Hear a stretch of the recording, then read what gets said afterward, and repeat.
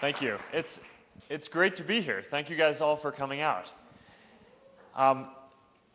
These Q&As have been a really important part of Facebook's culture and how we operate.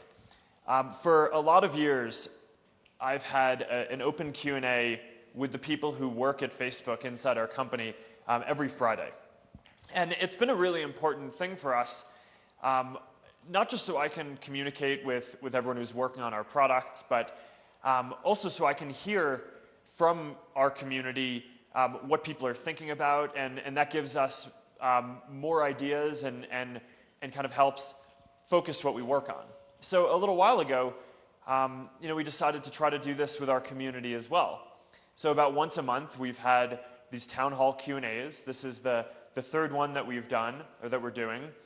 This is the first one outside of our headquarters and first international one, so it's awesome to be here. And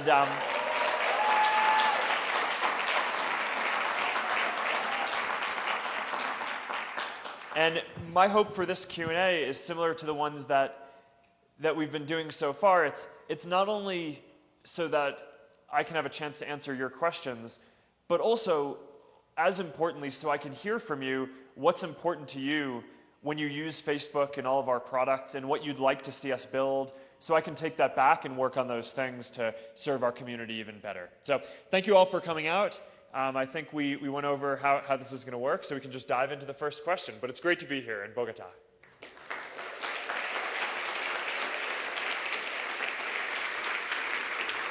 Thanks, Mark. Before we start, I'm going to give you a little bit of information and explain how this is going to work. We have a lot of questions that came through the page. We have questions, video questions that were sent to us as well. And of course, we have questions from the room. We have about an hour for our Q&A. We're going to start with a question sent by Oscar Dueñas. He's from Bogotá, Colombia. He sent us a question, and he happens to be in the room today to ask the question by himself. Hello, Mark. Thank you for choosing us in this Q&A session. My question is, how to bring free internet access to all the people in the world, especially in countries like Colombia, where connectivity is still a big business? This is a very timely question, because this is actually why I'm in Colombia today, to announce the launch of Internet.org and free basic internet services to everyone in Colombia, in partnership with President Santos and the government and the telephone network operator Tigo. So what we're doing is making it so now, for the first time ever in Colombia, anyone, even if you haven't paid for a data plan, can get access to some free basic internet services. So on your phone, you can use things like tools for finding jobs, or health information, or education tools, or communication tools like Facebook and messaging, or reference materials like Wikipedia. And I think that this is a really big step forward in terms of helping to connect everyone. Now, how this connects to what Facebook does overall is our mission is to help connect everyone in the world, right, and help people share. And what we figured out a couple of years ago was that we were helping to connect people in a lot of different countries, but it turns out that most people in the world don't have internet access yet, right, which was kind of hard for me to wrap my head around originally, because everyone who I knew, all my friends who develop products are all on the internet. So it was kind of shocking to me when I learned that only about a third of people in the world are on the internet total. So in order to achieve our mission of helping to connect everyone in the world, we have to solve this. And it's not the type of problem that any one company or government or network operator can solve by themselves, but in partnership, we can help tackle the big barriers that are preventing people from getting on the internet. And there are three major barriers that we've had to focus on. The first is physical access to connectivity. So some people, even if you had a phone, you do not live within range of a cell phone signal. In Colombia, that's usually not the case. You have, there's very good infrastructure here throughout most of the country, and a lot of networks who support that. The next barrier is economic, right? So some people have access to it and can get a signal, but can't afford to access the internet. And you know, that affects, that's a lot of people. I mean, that's maybe 1 billion people or more in the world. But it actually turns out that the biggest set of people who are not on the internet today, the reason why they're not on yet is just because even though they can actually afford some data access, they may not have had exposure to internet services, and they may not know why they would want to get on the internet. So, for example, think about this. If you grew up and you didn't have a computer and you never had access to the internet, and then you saw an ad that was saying, hey, buy a data plan, you might wonder why you wanted to buy that and what you could do on the internet. So that's kind of what internet.org is all about. It's giving people free basic services, so that way even before you pay to access the internet, you can access a lot of the most important stuff, tools for jobs and health and education and local information, and here in Colombia, e-governance tools and communication tools and reference materials. And you can get all that for free, and then if you want to access more, then you can pay on top of that. So part of your question was, how do we make it so that everyone can get full access to the internet for free? And I don't think that that's actually possible, because it turns out that the infrastructure to build all, like what supports the internet, all the pipes and the fiber, people invest hundreds of billions of dollars a year across the world in building that.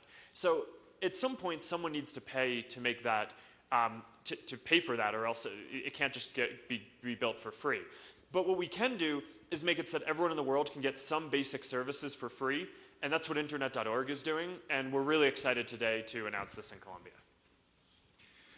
Second question comes, it's one of the top questions from the thread, and comes from Ron Holmes from St. Petersburg, Florida. The question is, can you install, and I've read this button, so we won't continue to see posts that we've already read several times? Yeah, so this is an interesting question. You know, there are often a lot of people who write in and who ask different questions about why certain things show up in newsfeed and others don't. So I think that that's what this question is asking about is, you know, sometimes you'll experience that you'll have seen a story, maybe a friend will have posted a photo of something that they're doing, and you'll see it, and then you'll scroll past it, and then someone else will comment on it, and there will be a discussion, so then we'll bump that back to the top of newsfeed. And I think what you're asking is basically is why do we do that, and can you just mark stuff as read so that way you don't see it anymore? There actually is a way in the corner of stories you can say that you don't want to see something anymore. But the broader picture here is, why do we do ranking in newsfeed, right? One of the big questions that people often ask is, why don't we just show things in chronological order? And the answer is that, you know, if you have, you know, 100 or 200 friends on Facebook, there are probably hundreds or even 1,000 or more things that your friends will post in a day that are kind of possible stories that you might see on Facebook. But the problem is that most people don't spend their whole day on Facebook, and instead they only are looking at a small number of stories. So we want to make sure that you see the most important stuff, right? And that you have the most valuable experience for the limited time that you're going to spend in this product as possible. So let's say, for example, today, this is timely because one of my coworkers who is leading the part of the internet.org initiative and overall spreading Facebook and connectivity around the world, he actually just had a child 2 hours ago. So he couldn't be here. He wanted to be here, but he had to cancel at the last minute. So he posted a photo right this morning of his new beautiful baby daughter. And if I had missed that, I would have been very sad, right? And you know, if we just ranked everything chronologically, then maybe I would have not seen that, and I would have seen something else that someone posted that was just much less important. And so that's why we rank things in newsfeed, and that's why when people engage and comment and there's new activity, we sometimes bump that back up to the top if we think you're going to be interested in that. We've run a bunch of tests to see if people like better if we don't rank newsfeed. It turns out that even though sometimes some people ask for us not to rank it, actually people complain more when we stop ranking it. So we think that the ranking, it's always a work in progress, and we always are taking feedback, and you know, you all tell us what you like and what you don't like, and we try to improve and make that better. But that's part of how newsfeed works today, and we think that that's the best way that we can serve the community. Next question, also from the thread, comes from Pakistan, is from Zain Shah. And the question is, you've never spoken out about the Peshawar attack or Palestine or Iraq war. I thought you were having a neutral stand on all this. But then I saw your status about France, the incident in France. Your words carry a lot of importance. Would you like to explain your stance on not speaking about other incidents? Sure. So all of these terrorist events are terrible, right? And I don't think it should take me or anyone else speaking on that to be very clear globally that all of these different attacks going on around the world are just really bad, terrible, and horrible for different societies, horrible for kind of peace in the world. And we really need to do whatever we can as a society to try to prevent that and block them. Now, there are certain topics that I speak about, mostly things that are related to Facebook's mission in some capacity and our efforts to try to help everyone, to help connect the world and give everyone a voice.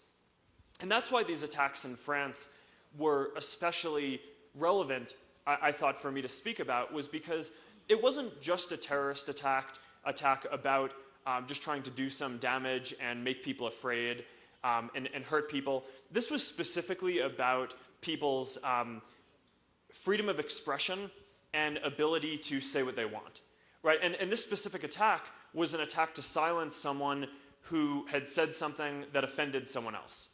And you know, this is a lot of what Facebook is doing in the world, is we're trying to connect the world and we're trying to give everyone a voice.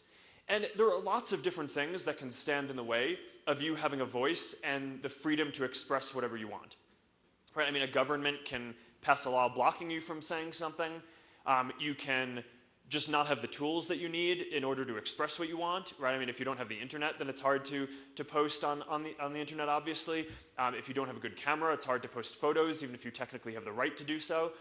But, you know, even if your laws allow you to share something and you have the tools to do so, if we live in a society of fear, where if you then exercise your right and your ability to speak, and you live in fear that you're going to get hurt because some extremist somewhere is going to not like what you say and might take that out on you and hurt you or kill you or your family, then that's not freedom of expression either.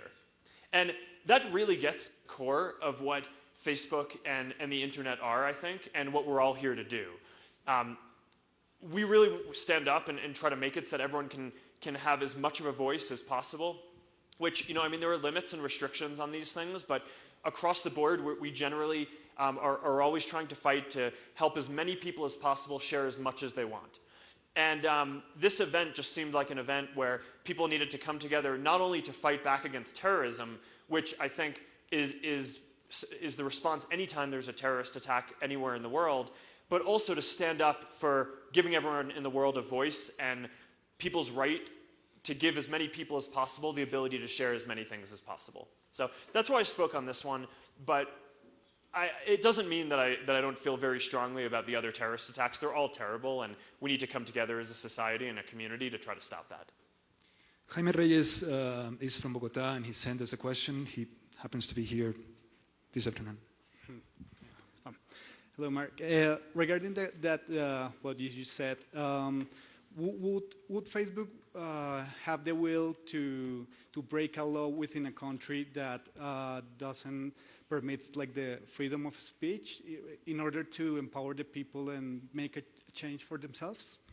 Thank you. These are good questions. You know, this really gets to the heart of our mission and who we are, right? Why we're here. You know, we want to help connect everyone, and we want to give people a voice, right? So we want to give as many people as possible the ability to express as much as possible. And, you know, like I was just saying a second ago, there are lots of different things that can stand in the way of that, right? So one thing that you just gave as an example is a government passing a law saying you can't say this type of thing, right? Another thing that can get in the way of people's ability to express themselves is if people don't have the tools to say what they want, to stay in touch with the people they want, or to express those things. And then there are other things like extremism and terrorism, which we were just talking about, which also can prevent people and cause them to self-censor themselves and not express things, even if they have the legal right and the tools to do so out of fear. So one of the big questions that we struggle with is, you know, in an ideal world, there would be way fewer laws restricting speech, and everyone would have way better tools, including everyone in the world would have the internet, which is what we're trying to do with internet.org. And there would be no terrorism, so people wouldn't be afraid of this. But the reality is most countries actually do have laws restricting some form of speech or another. We're far from having the ideal tools everywhere, and we need to fight for that and continue building these tools and pushing for things like internet.org and pushing back on social issues. So the real question is, how do you navigate this? And I think when you ask a question like this of how do we feel about breaking a law in a country in order to fight for that, the real question that we weigh is, does that actually give more people the ability to express more things? And the problem is that if you break the law in a country, then oftentimes that country will just block the whole service entirely. So which then makes it so that millions of people are now deprived of the tools that they were using to communicate with their friends and their family and to express as much as possible. So it becomes a very tricky calculus. We try to push back, and any time that we get any request to block something, we review every request to make sure that we'll respect the laws, but we want to make sure that every request that we get is within the laws that we get. And that's basically how we try to measure this. Is at each step along the way, our philosophy is to try to make it so that we give as many people as much power to express themselves as possible. And one more thing that I'd add is that I can't think of many examples in history where a company not operating or shutting down in a country in protest of a law like that has actually changed the law.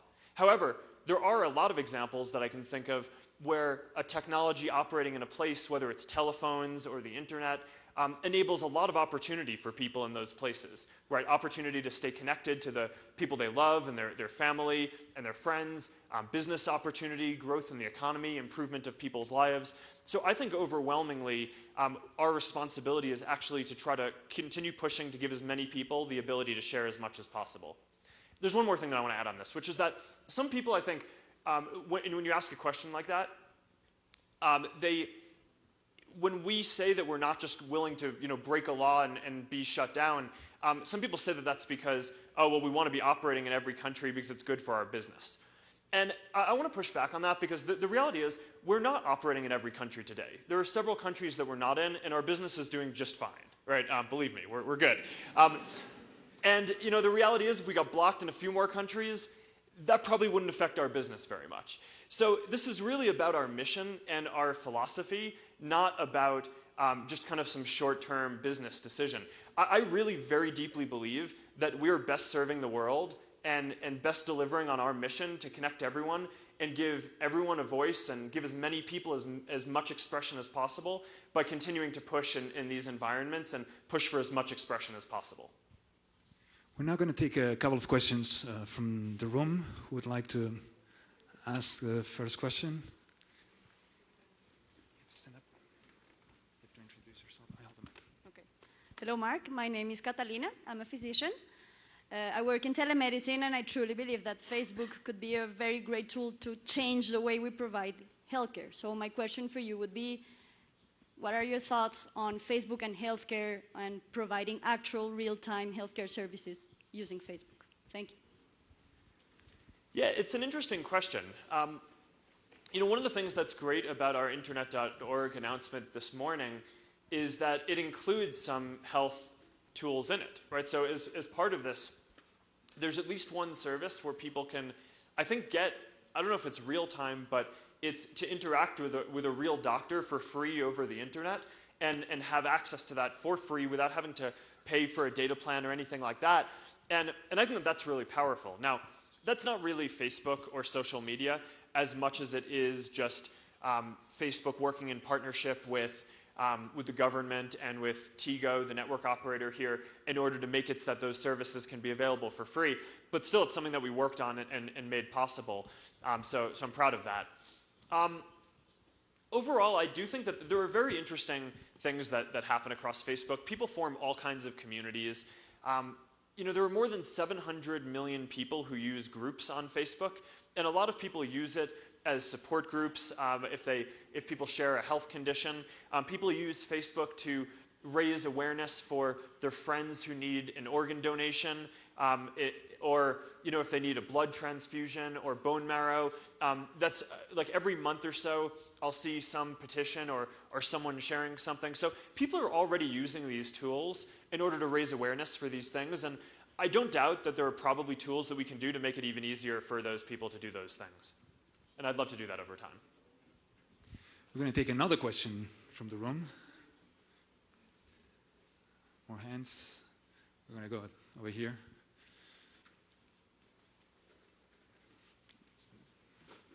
Introduce yourself. What? Introduce yourself. Yeah. Hello, Mark. My name is Estefania. I'm from ISEC. My question is, which do you think should be the role from young people in this challenge to connect the world, and how the people that are here can help in this challenge that we have to connect?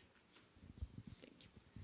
Well, the biggest thing that I think a lot of folks here can do, well, if you're young and you're learning and kind of thinking about what you want to do as part of your career, what I would encourage you to consider is engineering and programming. Right? I think it's one of the biggest areas for economic growth across the whole world.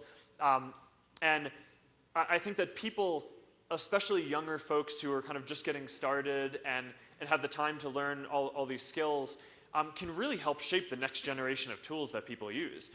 One of the things that's awesome about the technology industry overall is you often don't need a lot of experience to make a pretty big impact. Right? When I got started with Facebook, I was 19 years old. Right? A lot of people who I know who built pretty awesome stuff were in their teens or early 20s, which means that you don't have to have a lot of work experience to do this. And I think that the technology industry is pretty unique in that way, in that you can have a big impact by learning about a specific set of technologies and exercising your creativity, and you can have a disproportionate impact on the next generation across the whole world. So I think that's an important thing. I think besides that, just encouraging your government and local folks to push for this. I mean, in Colombia, I think that the government has been very progressive and has been great leaders in terms of pushing to connect the whole country.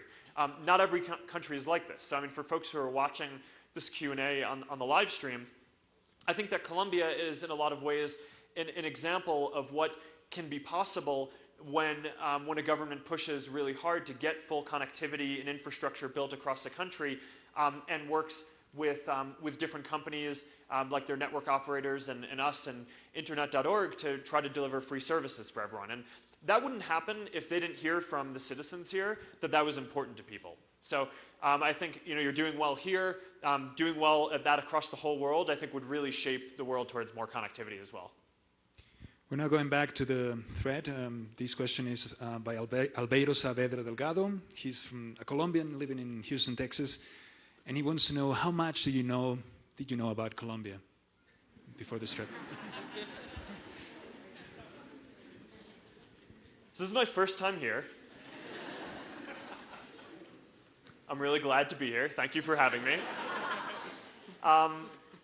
I've learned a little bit about all the biodiversity. I'm here partially to celebrate this milestone for Internet.org, and also just to celebrate how much the government and society here has pushed on connectivity for everyone. As far as the culture here goes, I mean, I'm a big fan of Shakira. A really big fan. Yeah, I guess that's about it. I mean, I don't speak Spanish, but I like her Spanish music. All right, next question. Great. Now we have a video question sent to us by Jose Ariza from Bogotá. A ver, la pregunta es la siguiente. ¿Cómo puede personas de escasos recursos poder llegar a adquirir un smartphone cuando en nuestro país hay un nivel de pobreza muy alto? Muchas gracias. Dios los bendiga. So Jose basically is asking us, how can people, low-income people, get to buy a smartphone in countries where poverty is an issue? Yeah, it's a really good question, and part of the challenge of connecting everyone in the world is people need both access to the internet and access to a phone or computer to use the internet. The reason why we've focused so much on the connectivity and the access part as opposed to the phone part is that when you think about the economics, the phone is actually a lot cheaper than how much you pay for data over the lifetime of owning the phone.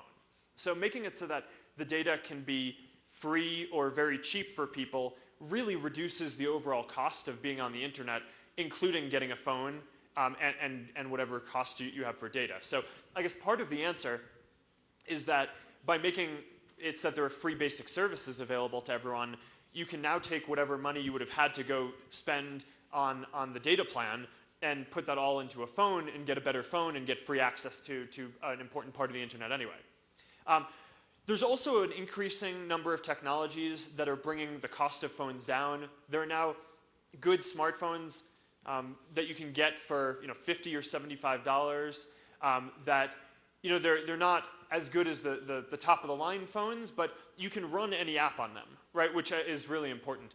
And there are also technologies that Facebook and others have invested in building to run Facebook and a lot of the other biggest apps that people use, like WhatsApp, on phones that are not necessarily smartphones as well. And a lot of people do that, right? A lot of people have Nokia phones and use WhatsApp and have other phones that are not really smartphones but use Facebook and Messenger. And we want to do that to make it as cheap as possible for people to access the services that are most important to them for keeping in touch with people. But you're absolutely right that the overall cost of being connected is both the amount for the computer or the phone plus the overall data access. So once we have fully delivered worldwide on this partnership and promise of free basic services and connectivity, then we'll probably focus a lot more as well on just driving the price of the phones down pretty far as well. So we go back to the room. I want to see hands up. Okay, we go to this gentleman here.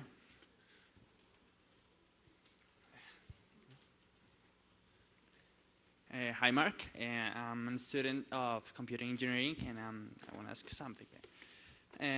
You're trying to connect the world and trying to bring this new service here in Colombia.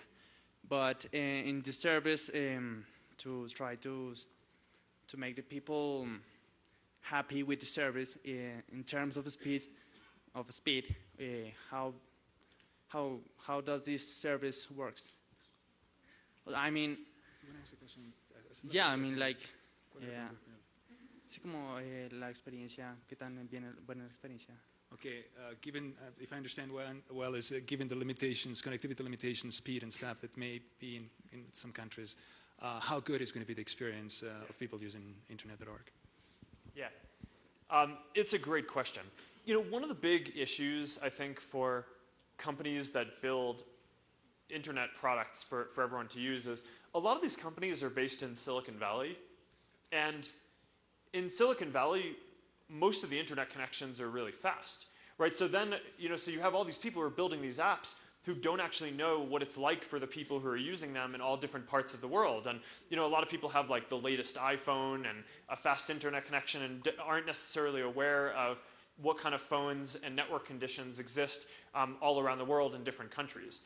So one of the things that we've done at Facebook is made it so that we have this lab so that you can simulate what it's like to be on a network in India or Indonesia or Korea, where it's often faster than in the US, or any other country in the world. And we make it so that any company can come by and use this lab because we think that if the people who are developing a lot of this software had more empathy for what the conditions were actually like for people using it, then we think that it would actually get better.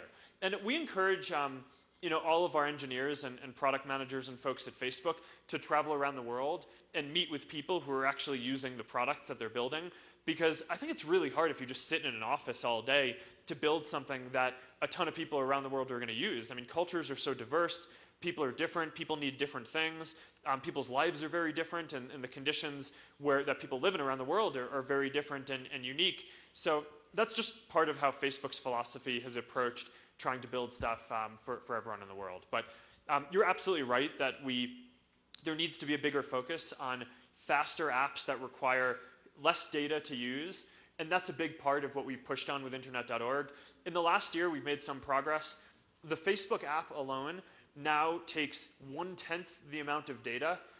So therefore, that both consumes less data that you're paying for and is faster because you're only downloading 1/10 as much data as it did just 1 year ago.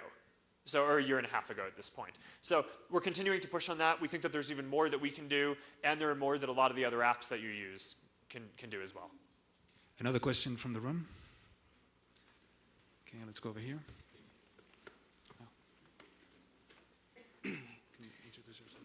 Hey, Mark. My name is Hernan. I'm from Ojalá. Mark, what is something that you believe about Facebook that most people may disagree with you? Or most people won't believe the same thing about it? I think the biggest thing that I believe that people might disagree or not give us credit for is that we really care about our community and our mission.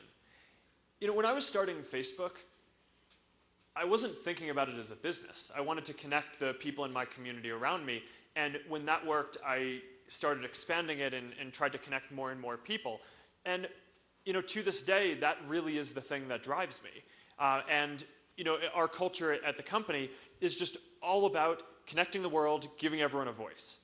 And one of the things that makes me sad when I read it is when people interpret our actions through the lens of, oh, they're just trying to do that to make money, right? Or they're just trying to do that to, I don't know, do something that related to business that actually isn't how we actually think about the world. And, you know, I mean, we get it all the time. So, I mean, for example, internet.org, one of the questions that people ask is this, you know, just a way for you to get more people on Facebook? You know, I can promise you that if what I cared about was making more money, I would take the engineers and the people who are working on internet.org and spreading connectivity around the world and have them go work on our ads products, right? But we don't do that because we believe in connecting everyone around the world, and that's why we're here, and this is our mission. You know, I mean, similarly, I think that there was a question before that I thought was a really good question about our philosophy around how we work with different governments and whether we'll respect a law or just let Facebook be blocked in a country. And I think a lot of people, when they see how we act, assume that we're doing what we're doing because that's just in our business interest to do so. Whereas I actually think if you look at our actions consistently over a period of time, what you'll find is that we're incredibly mission-oriented, and really our compass as a company is all about connecting people and making it so that our services can be available to the most people as possible, and so we can give everyone around the world a voice. And so yeah, if I could snap my fingers and convince people of one thing that I've had a hard time doing over the last 10 years, it's probably that. Okay, back to the thread. We have a question submitted by Marcos Ferreira de Oliveira, all the way from Brazil. And the question is, bullying is a real problem in the world, around the world, especially in social networks. People are affected on a daily basis. Could Facebook include a button marking bullying posts? Yes, and in fact we do. And you know, bullying is a really important issue. It's not just an internet issue, although it is also an internet issue now, but it's an issue that parents and teachers and internet services and all the products that people use really are responsible for coming together and helping to address. And there are a lot of things that we've done. I mean, we have a safety center that parents and teachers and people who feel like they might be being bullied can go to get resources for and the help that they need. It's available in a lot of different languages around the world, including Spanish. Probably the biggest thing that we've done, though, is we've built this set of products that we call social reporting. And what this means is that if you don't like a piece of content, you can mark it and you can say how it makes you feel. And that's really important because, you know, the typical way that companies have dealt with this in the past is you can flag a piece of content as bad or maybe say it violates some policy, but people don't typically think in terms of policies, they think in terms of how they feel. And one of the things that we found is that, you know, let's say someone posts a photo that I don't like.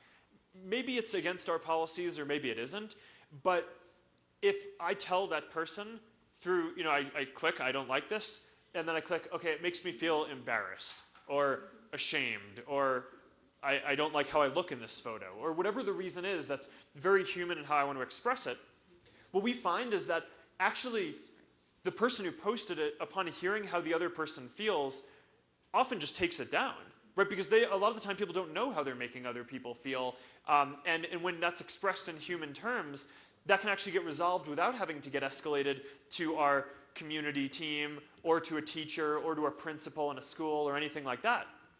So, those flows, the social reporting flows, are used millions of times a week. And that's something that I think we're really proud of, that we've enabled. We were the first company to build that into our products. We did a lot of research that showed that that was going to be a good way to help people address content that they didn't like. And it helps people get a turnaround much faster than they would have to get if they had to complain to either Facebook or their parents or teachers about some content that they saw online. But bullying is absolutely a big issue, and we take this really seriously. And anyone who has feedback on how we could do better here, we always want to hear more and do better. Another one from the page, this one from Mats Jurgensen in Copenhagen. You launched a way to help find missing kids on Facebook this week in the United States. Will these be available for other countries as well? Yeah, so we really care about our community, right? And making sure that everyone in our community is healthy and safe. And we want to build tools not just to help people in our community stay connected with their friends and family, but also to make sure that this community can be a force for good in the world. And one of the things that we saw, dating back to a couple of years ago, was that when people would see something bad happening in the world, if they saw that there was a child missing, or that a friend needed help with something, they'd post it on Facebook, and they'd try to get attention, and they'd spread it through their friends and their network. And it was really inspiring to see this. And what we realized was, we can actually make this a lot better for people. We can make it so that there's a specific tool where people can very easily report if they've seen someone who's missing, and that can link directly into the police, and that could help people find these kids who have either been lost or abducted. So we plugged in the US to this Amber Alerts program. And it's been this great program that, since it was founded, has helped find, I think it's hundreds of lost kids. Now, it started off in the US, because that's where this program was, but we'd love to bring this everywhere in the world, and to work with local law enforcement and local programs to bring this to everywhere. But the bottom line here is, we're doing this because we really want to keep everyone in our community safe, and we want to make sure that our community is a force for good in the world. We now have a video question sent to us by Klaus Schneemelch from Colombia. And the question is, what was the exact moment where you got the inspiration to create Facebook?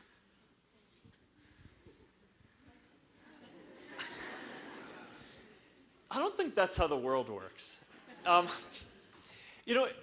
of the biggest things that I think the media gets wrong about building companies, or really kind of any kind of breakthrough, right, whether it's academic or political or any kind of idea, is, first of all, ideas typically do not just come to you. They happen because you've been talking about something or thinking about something and talking to a lot of people about it for a long period of time, and it's a lot of different dots that you connect to make it so that you finally realize that you can potentially do something, and then you start working on it and realize that maybe it actually will work.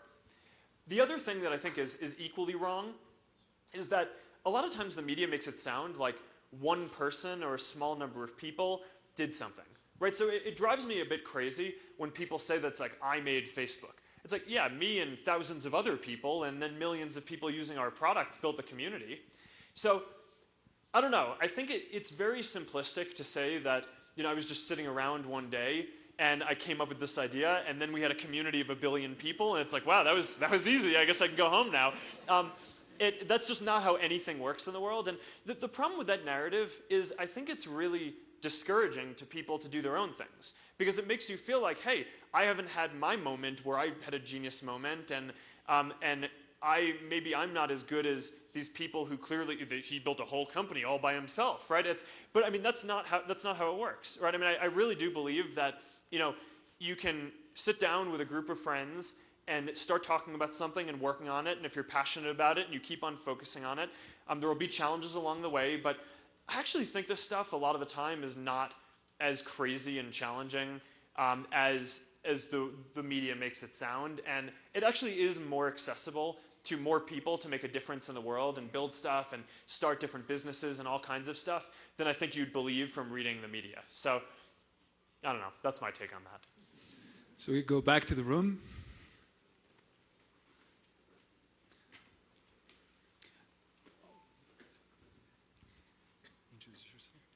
Hi, Mark. My name is Daniela, and I come from the English school. Okay, so my question is, well, I have two, but I will ask one of them. I'm deciding which one. Okay, my English teacher will kill me for not asking this. How can you keep that passion for Facebook each day? Like the other day we were talking with my best friend and we were like, if I build a company, I will get tired and I will just sell it or destroy it or like fire all the people. And like we normally used to close Facebook and 2 days later open it again because we just get bored and then we miss Facebook, so we open it again. So how do you do for not getting bored?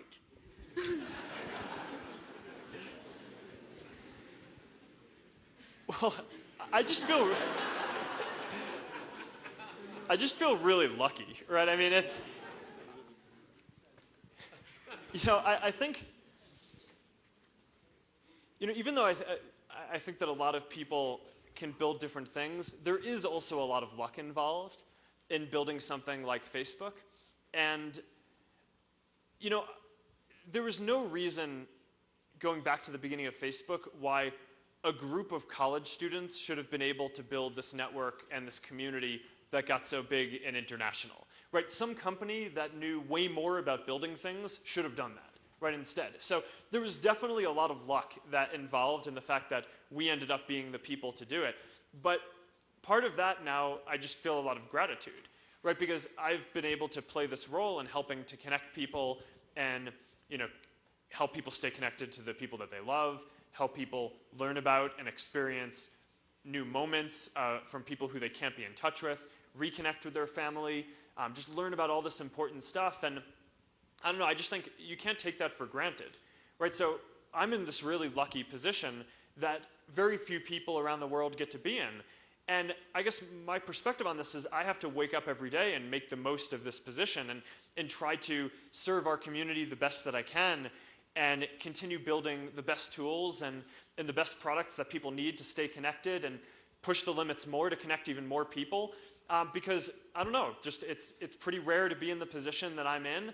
And I don't know, that's pretty special. So I try not to take that for granted, and I don't. I do feel extremely lucky to be in the position to be able to help the world in this way, and I want to make sure that I live up to our potential. Another one from the room.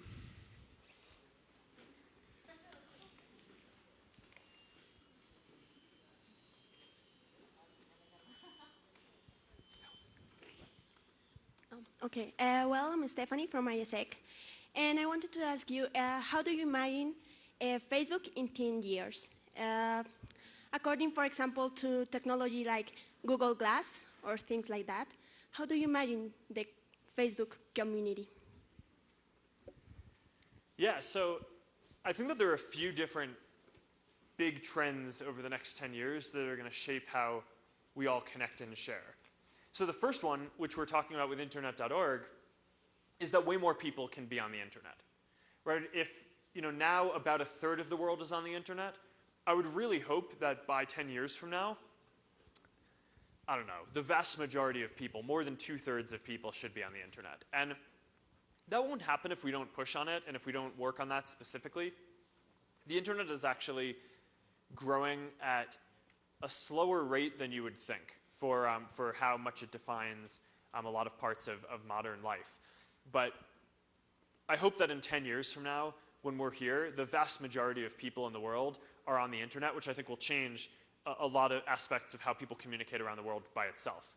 Now, then the tools that people use to communicate will also be different, right? So right now, we have newsfeed, right? So you can broadcast something out to all of your friends or communicate in public. You have groups, so you can maintain smaller group connections for your family or classes that you're in, or just kind of small groups of friends. You have messaging, which is huge. I mean, WhatsApp is extremely well used, and messaging on Facebook and text messaging are, I mean, people send billions and billions of messages a day, right? I mean, it's such an important piece of communication tool that people are using. And I think what you're going to see is 10 years out, there are just going to be even more tools like this, right? The diversity of the ways that people want to share, the moments that people want to communicate, and the tools that people need to stay connected are just going to keep growing.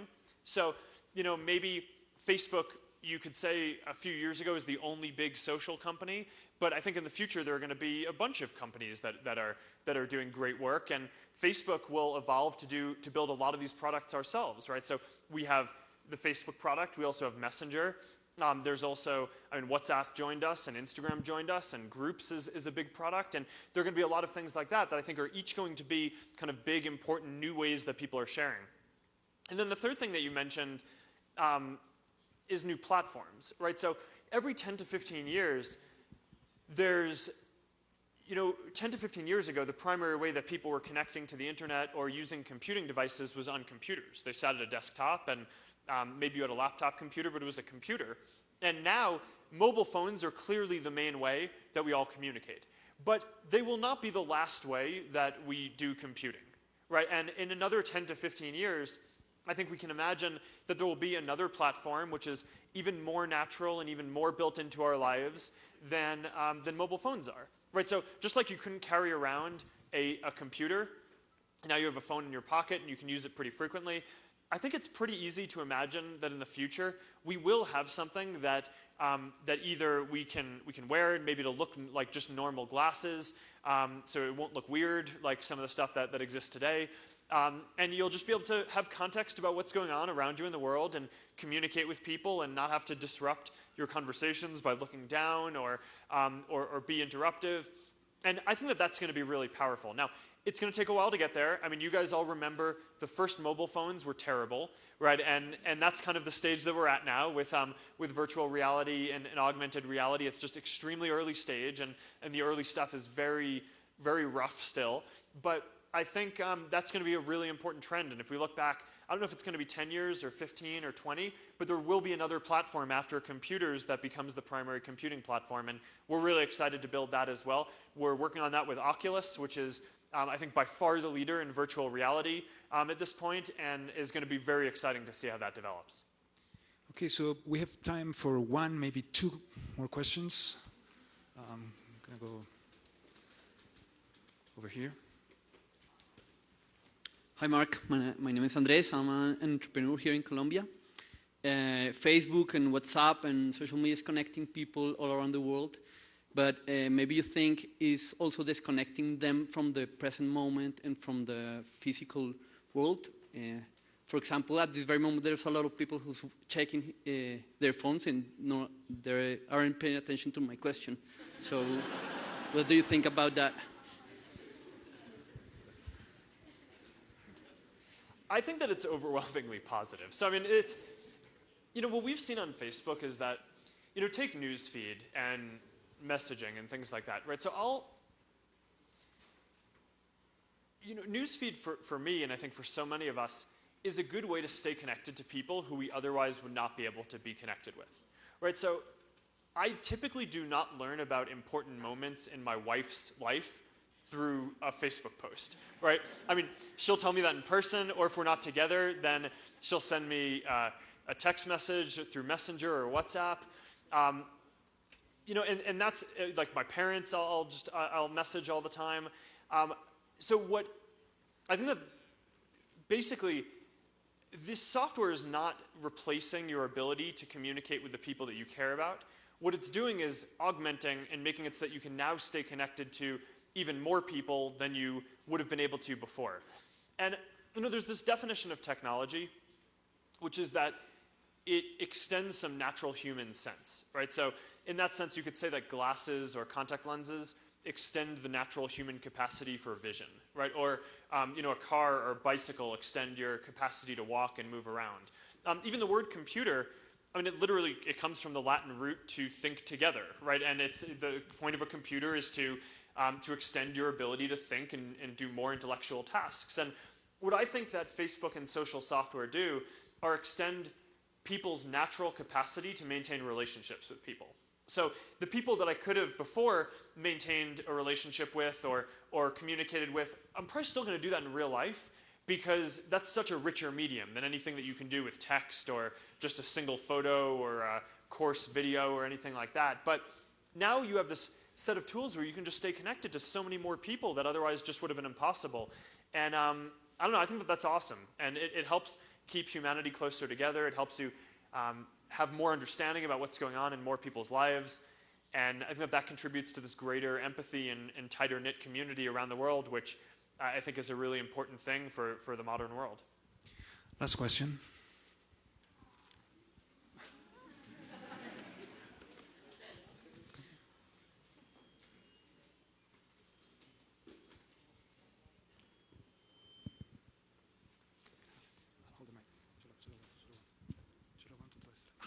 Hi, Mark. My name is Manuel. I want to ask you about the security skills in Facebook for now and the future, because we read every day in the newspaper, watch on the TV, cyber attacks. And what do you think about this for your security in your red and for the users in the different countries? Yeah. Thanks a lot. Yeah. It's a great question. I mean, security on Facebook and on the internet in general is extremely important, and it's something that I think everyone in our community really cares about. And a lot of people are sharing, they're sharing important moments from their life that they want to make sure are secure and are kept private, and that only the people who they want to see them can see them. They also want to make sure that they don't get lost, right? So that if you upload a photo and you're storing it with a service like Facebook, and then an issue happens in some data center, I mean, people are trusting us that we're going to hold on to their important moments and keep them for them so that they'll always be there. And that's something that we just take really seriously. And you can imagine that Facebook now, because it's one of the biggest communities in the world, is, folks are constantly trying to hurt people who are part of our community. And we just have an enormous effort at the company to make sure that everyone has a good experience, right? And, people aren't trying to copy or mimic or hurt in any way the people who use our service. They can't break into our service or anything like that. But it's not something that you can just build some features and then it's solved. It's a continually evolving issue that we just will continue to work on, because it's something that's very important for our community. But I'm very happy with our record so far on this. And it's something that our community always tells us very clearly that we need to keep focusing on more and more, because privacy and security are always at the top of the list of things that people expect from us and all of the products that we're building. So, all right. Well, thank you for all coming out. The questions today were really good and hard, so thank you for that. It's really been an honor to be with you here today in Bogotá. I'm really excited about what we're doing with Internet.org and with Facebook. I've learned a lot from your questions today, and I look forward to continuing the dialogue. We'll have more of these Town Hall Open Q&As, and you're free to tune in to all of them, and I look forward to continuing to hear more. So thank you for all coming out.